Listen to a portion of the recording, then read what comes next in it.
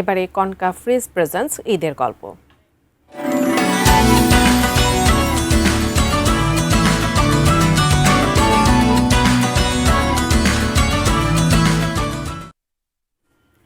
সরকারিভাবে গড়ে তোলা পর্যটন কিংবা বিনোদন কেন্দ্র নেই চাঁদপুর জেলায়, তাই ঈদসহ সকল উৎসব আয়োজনে জেলাবাসীর প্রাণ কেন্দ্রে পরিণত হয় ৩ নদীর মোহনা বড় স্টেশন মোলহেড।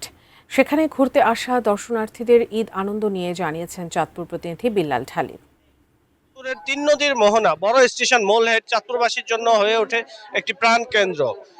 ঈদুল আজহাকে কেন্দ্র করে এখন পুরো ৩ নদীর মোহনা বড় স্টেশন মোলহেড লোকারণ্য এবং প্রচুর জনসমাগম হয়েছে। আমরা এখানকার দর্শনার্থী যারা আছেন একটু কথা বলতে চাই তাদের সাথে।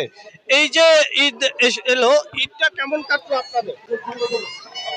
ঈদ খুব ভালো কাটছে, আমরা খুব এনজয় করছি ঈদের মধ্যে। আজকে আসছি আমরা চাঁদপুরে ঘোরার জন্য, আর কি ঘুরছি। তিন নদী মোহনা আছে যে, ওইখানে আমরা ঘুরে আসছি এখন।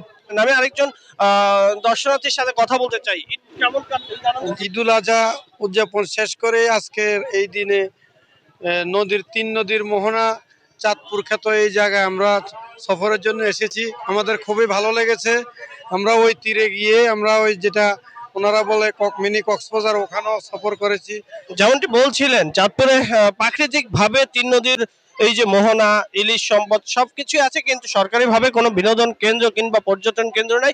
চাঁদপুরবাসীর দীর্ঘদিনের এই দাবি, এই যে ৩ নদীর মোহনা বা বড় স্টেশন মোলহেড যেটি আছে, এটিকে পর্যটন কেন্দ্র হিসেবে ঘোষণা করার জন্য সরকারি তরফ থেকে ইতিমধ্যে জেলা প্রশাসনের পক্ষ থেকেও কিন্তু একটি প্রস্তাবনা দেওয়া হয়েছে পর্যটন কর্পোরেশনকে।